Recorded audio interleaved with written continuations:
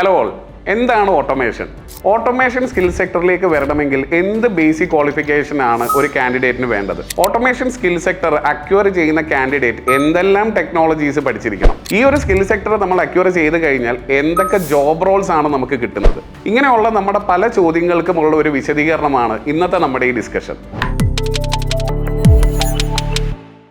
ഞാൻ പ്രിൻസ് നൂറുദ്ദീൻ. കഴിഞ്ഞ 8 വർഷമായി സ്മെക് ഓട്ടോമേഷൻ പ്രൈവറ്റ് ലിമിറ്റഡിൽ കോർ റിസർച്ച് ഗ്രൂപ്പ് എഞ്ചിനീയറായി വർക്ക് ചെയ്യുന്നു. അപ്പോൾ നമ്മുടെ ആദ്യത്തെ ക്വസ്റ്റ്യൻ, വാട്ട് ഈസ് ഓട്ടോമേഷൻ? ഒരു പ്രോസസ്സ് അല്ലെങ്കിൽ ഒരു സിസ്റ്റം ഓട്ടോമാറ്റിക്കലി ഓപ്പറേറ്റ് ചെയ്യാൻ യൂസ് ചെയ്യുന്ന ടെക്നിക്കിനെയാണ് ഓട്ടോമേഷൻ എന്ന് പറയുന്നത്. ഉദാഹരണത്തിന് നിങ്ങൾ നോക്കിയാൽ നമ്മൾ ഡേ ടു ഡേ ആക്ടിവിറ്റീസിൽ യൂസ് ചെയ്യുന്ന സോഫ്റ്റ് ഡ്രിങ്ക്സ്, നിങ്ങൾ പലരും അതിൻ്റെ വീഡിയോസും കാര്യങ്ങളെല്ലാം കണ്ടു കാണും. ഒരു കൺവെയർ ബെൽറ്റിലൂടെ ഈ കുപ്പി വരുന്നു, ഒരു പർട്ടിക്കുലർ പൊസിഷനിൽ ആ ബോട്ടിൽ സ്റ്റോപ്പ് ആവുന്നു. ആ സ്റ്റോപ്പ് ആവുന്ന ടൈമിൽ ആ ബോട്ടിലേക്ക് ആ ഡ്രിങ്ക്സ് ഫില്ലാവുന്നു. ഫില്ലായി കഴിയുമ്പോൾ വീണ്ടും ആ ബെൽറ്റ് സ്റ്റാർട്ട് ചെയ്യുന്നു. ഈ ബോട്ടിൽ അടുത്ത ഒരു പ്രോസസ്സിലേക്ക് പോകുന്നു. അവിടെ വെച്ച് അതിൻ്റെ ക്യാപ് ടൈറ്റനിങ് മറ്റൊരു മെഷീൻ ചെയ്യുന്നു. അവിടുന്ന് വീണ്ടും ഈ കൺവെയർ ബെൽറ്റിലൂടെ അടുത്ത ഒരു എൻഡിലേക്ക് മൂവ് ചെയ്യുന്നു. അവിടെ വെച്ച് അതിൻ്റെ സ്റ്റിക്കറിങ് വർക്ക് നടക്കുന്നു. ഈ ഒരു എൻറ്റയർ പ്രോസസ്സിൽ ഒരു മനുഷ്യൻ്റെ ആവശ്യമില്ലാതാണ് മെഷീൻസ് തന്നെ ഇത് ചെയ്തുകൊണ്ടിരിക്കുന്നത്. ഈ ഒരു എൻറ്റയർ ഓപ്പറേഷൻസിൻ്റെ പുറകിൽ നിൽക്കുന്ന ആ ഒരു സെക്ടറിനെയാണ് നമ്മൾ ഓട്ടോമേഷൻ എന്ന് പറയുന്നത്. ഇന്ത്യയിലും വിദേശത്തും ധാരാളം തൊഴിലവസരങ്ങളാണ് ഓട്ടോമേഷൻ സെക്ടറിലുള്ളത്. ഓട്ടോമേഷൻ സ്കിൽ സെക്ടർ ഗെയിൻ ചെയ്ത ഒരു വ്യക്തിക്ക് കിട്ടുന്ന തൊഴിലവസരങ്ങളെ കുറിച്ച് സംസാരിക്കുകയാണെങ്കിൽ മെയിൻലി അതൊരു 3 തരമായിട്ട് നമുക്ക് തിരിക്കാം. ഒന്ന് ഇൻഡസ്ട്രിയൽ സെക്ടർ, രണ്ടാമത് മറൈൻ സെക്ടർ, മൂന്നാമത് ഹോം ഓട്ടോമേഷൻ. ഇപ്പോൾ ഇൻഡസ്ട്രിയൽ സെക്ടറിൽ തന്നെ ഒരു എക്സാമ്പിൾ എടുത്തു കഴിഞ്ഞാൽ എന്ത് തരത്തിലുള്ള ഇൻഡസ്ട്രീസ് എന്ന് നിങ്ങൾക്ക് ഒരു സംശയം കാണും. ഒരു ഓയിൽ ആൻഡ് ഗ്യാസ് ഇൻഡസ്ട്രി എടുത്തു കഴിഞ്ഞാൽ, അതുപോലെ തന്നെ pharmaceutical industry, packaging industry, food manufacturing industry, automobile industry, ഈ പറയുന്ന എല്ലാ സ്ഥലങ്ങളിലും 80% പ്രോസസ്സുകളും ഓട്ടോമേഷനിലൂടെയാണ് നടക്കുന്നത്. അതുപോലെ തന്നെ ഒരു മറൈൻ ഫീൽഡിലേക്ക് വരുമ്പോഴത്തേക്ക് ഷിപ്പിൻ്റെയും അല്ലെങ്കിൽ ഒരു വെസലിൻ്റെ മെയിൻ എഞ്ചിൻ കൺട്രോൾ സിസ്റ്റം അല്ലെങ്കിൽ ബോയിലർ യൂണിറ്റിൽ നടക്കുന്ന മിക്ക പ്രോസസ്സുകളും ഓട്ടോമേറ്റഡ് ആണ്. ഹോം ഓട്ടോമേഷൻ സെക്ടറിലേക്ക് വരുമ്പം നമ്മൾ ഇന്ന് കാണുന്ന high rise buildings, hypermarket, supermarket, malls, ഇവിടെ എല്ലാം നടക്കുന്ന ഇലക്ട്രോണിക് പ്രോസസ്സ് എല്ലാം തന്നെ ഓട്ടോമേറ്റഡ് ആണ്. അതുകൊണ്ട് തന്നെ നിരവധി തൊഴിലവസരങ്ങളാണ് ഓട്ടോമേഷൻ സ്കിൽ സെക്ടർ ഗെയിൻ ചെയ്ത ഒരു വ്യക്തിക്ക് വേണ്ടി ഇന്ന് അവൈലബിൾ ആയിട്ടുള്ളത്. ഇനി അടുത്ത ചോദ്യം, എന്ത് ക്വാളിഫിക്കേഷൻ ഉള്ള കാൻഡിഡേറ്റ്സിനാണ് ഈ ഒരു സ്കിൽ സെക്ടർ അക്വയർ ചെയ്യാൻ സാധിക്കുന്നതെന്ന് നോക്കാം.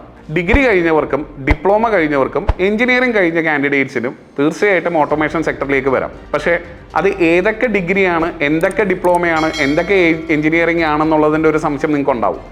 ഡിഗ്രി തന്നെ നമുക്ക് ഫസ്റ്റ് നോക്കാം. BSc electronics, BVOC instrumentation, BVOC electronics കഴിഞ്ഞ കാൻഡിഡേറ്റ്സിന് തീർച്ചയായിട്ടും ഓട്ടോമേഷൻ ഒരു നല്ലൊരു ചോയ്സ് ആയിരിക്കും. ഇനി അതുപോലെ ഡിപ്ലോമ എഞ്ചിനീയറിംഗ് വരുമ്പോൾ അവരുടെ സ്ട്രീംസ് ഏതൊക്കെയാണെന്ന് വെച്ച് കഴിഞ്ഞാൽ electrical and electronics engineering, mechatronics engineering, mechanical, chemical, petrochemical, petroleum, electronics and communication, instrumentation. എഞ്ചിനീയറിങ്ങോ ഡിപ്ലോമയോ കഴിഞ്ഞ ഏതൊരു കാൻഡിഡേറ്റ്സിനും ഓട്ടോമേഷൻ ഒരു റൈറ്റ് ചോയ്സ് തന്നെ ആയിരിക്കും. മെയിനായിട്ട് ഇനി നമ്മൾ അറിഞ്ഞിരിക്കേണ്ട കാര്യം എന്താണ്, എന്തൊക്കെ ടെക്നോളജിയാണ് ഓട്ടോമേഷനിൽ നമ്മൾ പഠിക്കേണ്ടതെന്നുള്ളതിനെ കുറിച്ച് നമുക്കൊരു ഐഡിയ വേണം അല്ലേ. അപ്പം ഇതിനകത്ത് ആദ്യം നമ്മൾ പഠിക്കേണ്ടത് എന്താണ്, PLC എന്താണ്, പ്രോഗ്രാമബിൾ ലോജിക് കൺട്രോളർ. രണ്ടാമത് SCADA, supervisory control and data acquisition. മൂന്നാമത് വരുന്നത് HMI, ഹ്യൂമൻ മെഷീൻ ഇൻ്റർഫേസ്. നാലാമത് VFD, വേരിയബിൾ ഫ്രീക്വൻസി ഡ്രൈവ്. അടുത്തത് PAC, പ്രോഗ്രാമബിൾ ഓട്ടോമേഷൻ കൺട്രോളർ. അടുത്ത് നമ്മൾ പോകുന്നത് MCC പാനൽ. ഈ പറയുന്ന എല്ലാ പ്രോസസ്സുകളെയും ഒരു പാനലിലേക്ക് എങ്ങനെ നമ്മൾ ഫിക്സ് ചെയ്യണം, ആ പാനൽ എങ്ങനെ കട്ട് ചെയ്യണം, അതിനകത്ത് വരുന്ന വയറിംഗ് എന്താണ്, അതിനെ പറയുന്ന പേരാണ് ISPW, international standard panel wiring. ആ വയറിംഗ് എങ്ങനെ ചെയ്യണം എന്നുള്ളതിനെ കുറിച്ച് നമുക്കൊരു ഐഡിയ വേണം. നെക്സ്റ്റ് നമ്മൾ മൂവ് ചെയ്യുന്നത് pneumatics and field instruments, P&FA എന്ന് പറയും. ഇനി ഒരു ഹൈ എൻഡിലേക്ക് മൂവ് ചെയ്യുമ്പോഴത്തേക്ക് ലാർജ് സ്കെയിൽ ഇൻഡസ്ട്രിയിൽ യൂസ് ചെയ്യുന്ന ഒരു എക്യുപ്മെൻ്റ് ആണ് DCS എന്ന് പറയും, ഡിസ്ട്രിബ്യൂട്ടർ കൺട്രോൾ സിസ്റ്റം. ഞാൻ നേരത്തെ പറഞ്ഞ PLCയുടെ തന്നെ ഒരു ഹൈ എൻഡ് വേർഷൻസ് മാർക്കറ്റിൽ അവൈലബിൾ ആണ്. ഇത്രയും നോളജ് ഉണ്ടെന്നുണ്ടെങ്കിൽ ഞാൻ ആദ്യം പറഞ്ഞ പോലെ നിങ്ങൾ ക്വാളിഫൈഡ് ആണോ, ഇത്രയും ജോബ് ഓപ്പർച്യൂണിറ്റീസ് ആണ് നിങ്ങളെ തേടി മാർക്കറ്റിൽ ഇന്ന് അവൈലബിൾ ആയിട്ടുള്ളത്.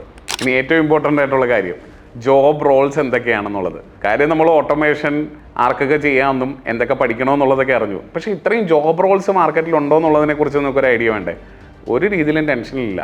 കാര്യം എന്തൊരു ടെക്നോളജി നമ്മൾ പഠിച്ചു കഴിഞ്ഞാലും ആ ഒരു ടെക്നോളജി ബേസ് ചെയ്ത് ഒരു ജോബ് റോളിലായിരിക്കും നമ്മൾ എല്ലാവരും പൊയ്ക്കൊണ്ടിരിക്കുന്നത്. എന്നാൽ ഓട്ടോമേഷനിൽ അതിന് ഭയങ്കര വ്യത്യാസമാണ്. കാരണം ഈ ടെക്നോളജി എല്ലാം അറിഞ്ഞിരിക്കുന്ന ഒരു വ്യക്തിക്ക് ഒരു PLC എഞ്ചിനീയർ ആവാം, ഒരു PLC പ്രോഗ്രാമർ ആവാം, ഒരു സ്കാഡ ഡിസൈൻ എഞ്ചിനീയർ ആവാം, ഒരു HMI ഡിസൈൻ എഞ്ചിനീയർ ആവാം, ഒരു പാനൽ വയറിംഗ് സ്പെഷ്യലിസ്റ്റ് ആവാം. ഇതൊന്നുമല്ലാതെ junior automation engineer, automation engineer, ഇങ്ങനെ പല പ്രൊഫൈലുകളാണ് ഓട്ടോമേഷൻ ഇൻഡസ്ട്രിയിൽ നിങ്ങളെ കാത്തിരിക്കുന്നത്. കഴിഞ്ഞ 25 വർഷമായിട്ട് 30,000-ൽ പരം ഓട്ടോമേഷൻ എഞ്ചിനീയേഴ്സിനെ ഞങ്ങൾക്ക് പ്ലേസ്ഡ് ആക്കാൻ സാധിച്ചിട്ടുണ്ട്. നിങ്ങളുടെ കരിയറിന് ഹെൽപ്ഫുൾ ആയിട്ടുള്ള ഇതേപോലത്തെ ഇൻഫോർമേറ്റീവ് വീഡിയോസിനായി നമ്മളുടെ ചാനൽ സബ്സ്ക്രൈബ് ചെയ്യുക.